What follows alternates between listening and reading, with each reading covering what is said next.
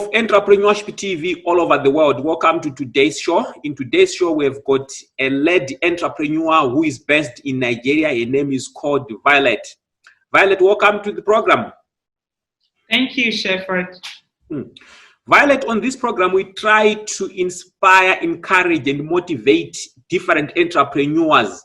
Now, today, you happen to come on the show. May you please share with our viewers, how did you start your entrepreneurship journey?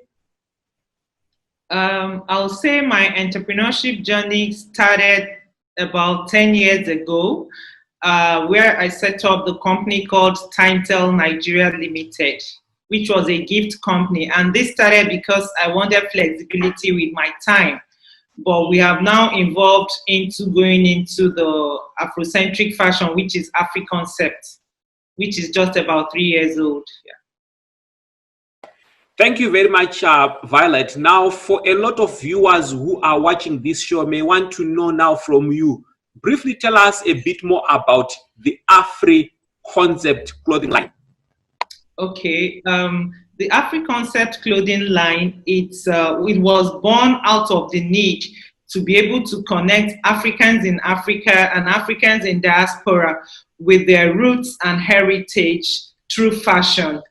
And we discovered that need, and we are using fashion to connect people to their African roots. That's basically what Afri-Concept is for, and it's also built on social impact and environmental sustainability. I will expatiate more on those later. Thank you very much. Now, before we can go to our first break, I would want to find out from you, would you briefly share with our viewers in terms of the challenges, lessons, and opportunities that are available within the clothing industry? I'll start with the challenges. The challenges are basically infrastructural problem, like particularly in Nigeria, we have problem with power. And most times you need to run your own gen and to run your production line. And that it impacts negatively on our cost because it escalates our production cost. And then you also have the issue of unskilled workers whom you have to train over and over again to get it right. Then the opportunities, for me, the fashion industry is actually evolving, and the current trend worldwide is that the whole world is looking up to Africa in fashion because they believe in the authenticity of African products, and we are well positioned to tap into that opportunity as a fashion brand. Thank you very much, Violet, for that. We're just going to go for a very short break. When we come back, we will continue. To our viewers all over the world, we're still talking to Violet. Violet is an entrepreneur. She is involved with a business that is called Afri-Concept, based in Nigeria. It's a very successful clothing line. Please stay tuned. We're just going to go for a short break. When we come back, we're going to discuss more with Violet.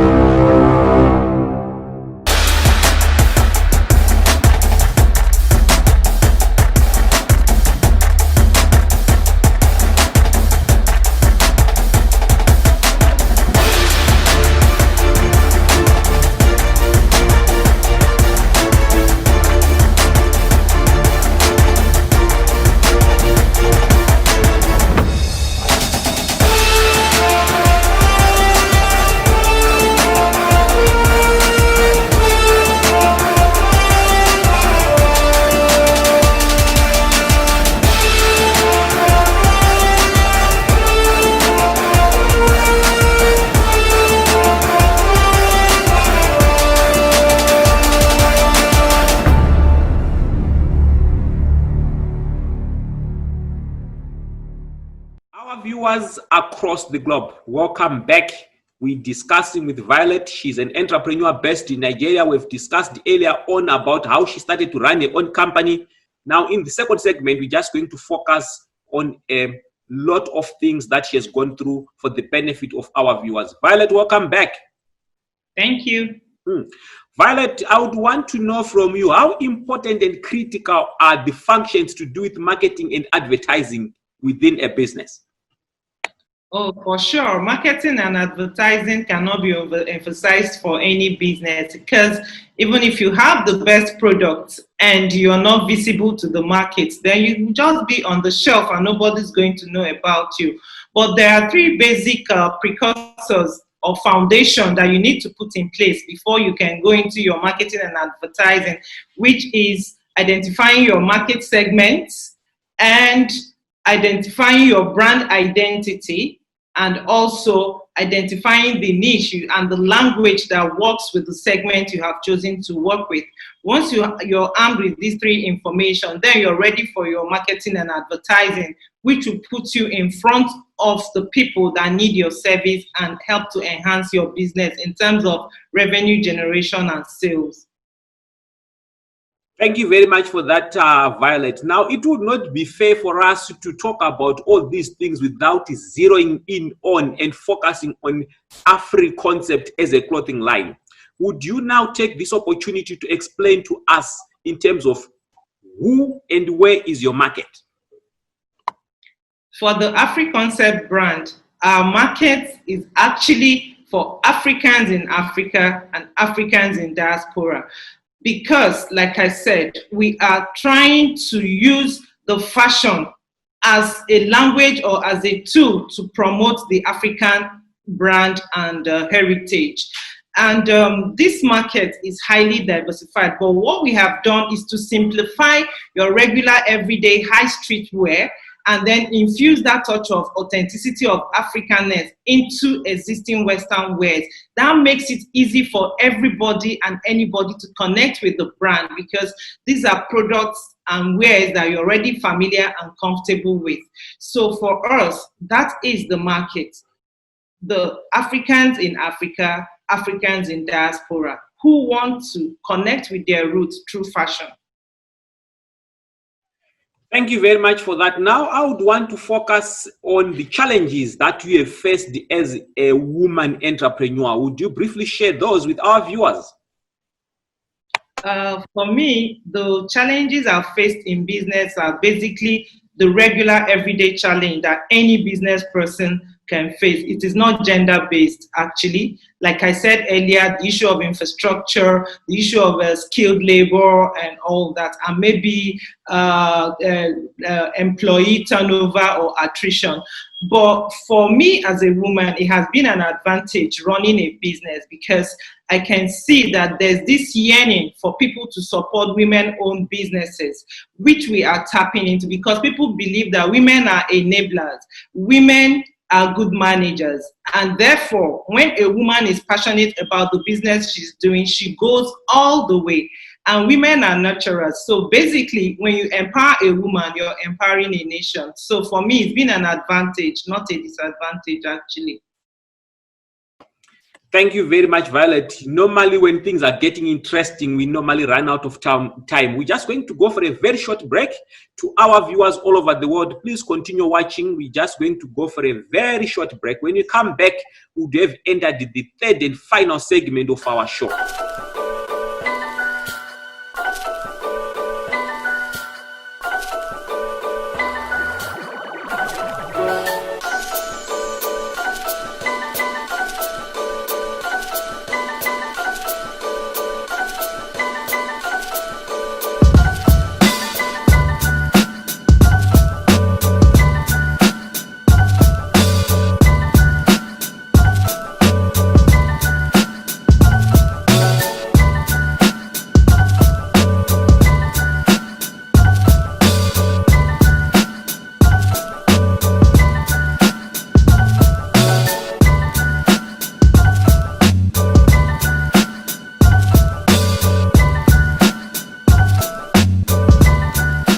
Our viewers all over the world, we're still talking to Violet. She's an entrepreneur based in Nigeria. She runs a successful clothing line called Afri Concept. Violet, welcome back to the show. Thank you. Violet, we have now entered the third and final segment of our show where earlier on you have spoken to us in terms of the importance of the market and the clients for Afri Concept, We also have had a very interesting entrepreneurship journey, how you started and where you are. Now, I would want you to share with our viewers in terms of your vision board. Where are you going to be in the next 5 to 10 years? Okay, for us as a brand, our vision is to be the go-to brand, the go-to company. When you think of anything African fashion, simple, easy, high street wear. So what we are doing, we're putting structures in place to ensure that we have a standard operating procedure that will enable consistent quality and product output at the end of the day, no matter where we are producing from.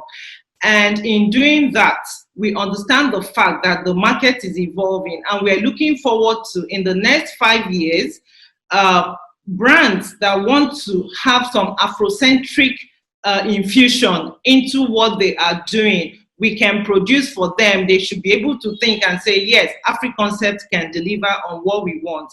And we want to work with brands and operate on a B2B model, strictly B2B. That's in the next 5 years. But for now, we're doing both B2C and B2B. But as we evolve, it's going to transcend into B2B. Thank you very much for that. Now, we cannot talk about business without talking about the signs of the times. COVID-19 pandemic has really wreaked havoc, and it has affected a number of businesses. I would want you to take this opportunity to talk to our viewers in terms of how it has affected your business, in particular, the general Nigerian economy and the world at large. Definitely, the COVID pandemic has actually impacted negatively on so many businesses, inclusive of mine. And for us, I can say the world generally, nobody was prepared for what was coming. But the thing is to be able to innovate around it and find a way to still remain in business. For us, we've had to scale down production in the sense that we had to reduce the number of people available in the production factory at every point in time in order to minimize contact and spread of infection. And also we have a second outlet, a retail outlet where is located at a tourist destination, and the place has been closed down since March due to the COVID pandemic. So therefore, we've been able to generate zero sales from that particular outlet. So definitely is impacting negatively on our revenue and income.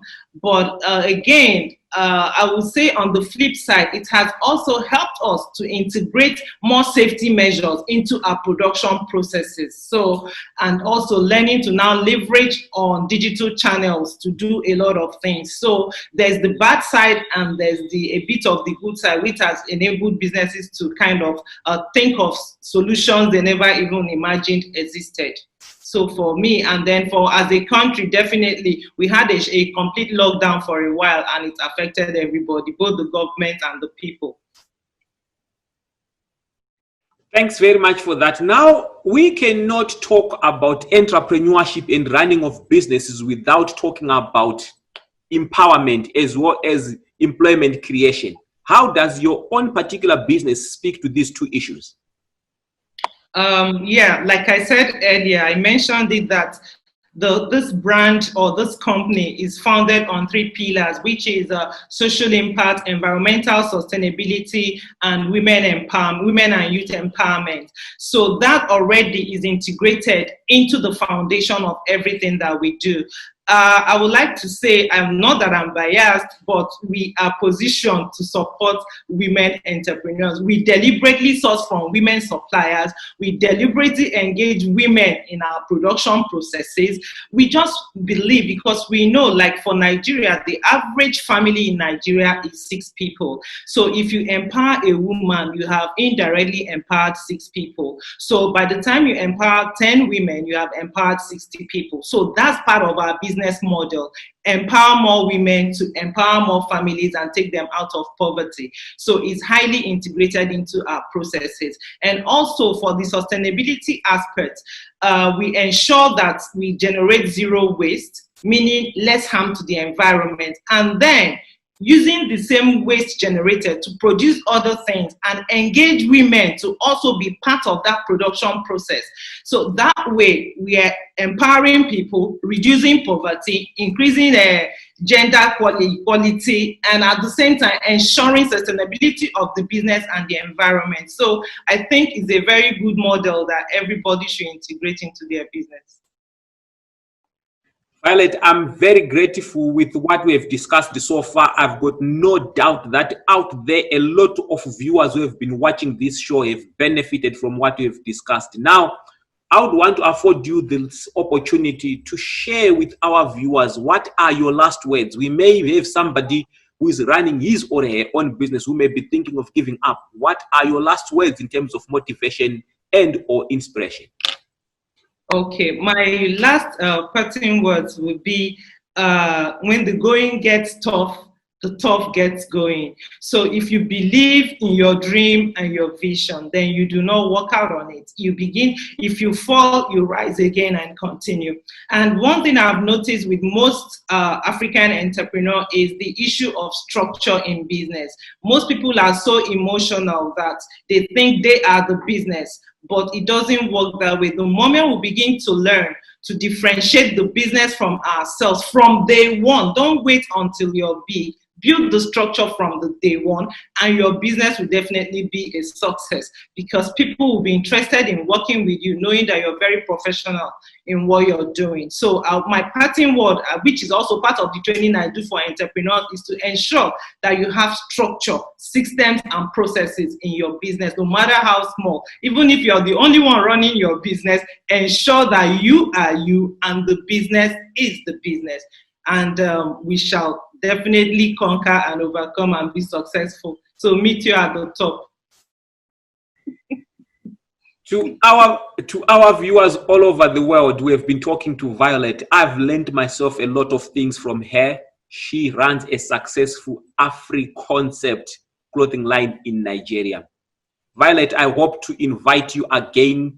This time we have learned in terms of what is happening within your company. Going forward, we'll invite you to share with some of our viewers in terms of what are some of the challenges, how best can we improve our own businesses. I want to take this opportunity to say thank you for coming onto the platform. To our viewers all over the world, may you continue to subscribe. May you continue to look forward as we keep on bringing you various brilliant entrepreneurs to talk to us on this platform. Continue to subscribe and watch out for our future shows.